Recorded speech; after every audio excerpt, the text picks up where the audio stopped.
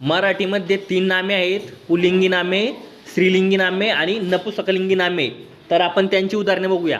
तो मुलगा, ती ते तो ती ते ती तो बैल, ती गाय, ते तो ती रेडी किंवा म्हैस, ते रेडकू किंवा पारडू, तो पक्षी, ती ते तो कोंबडा, ती ते तो ती ते तो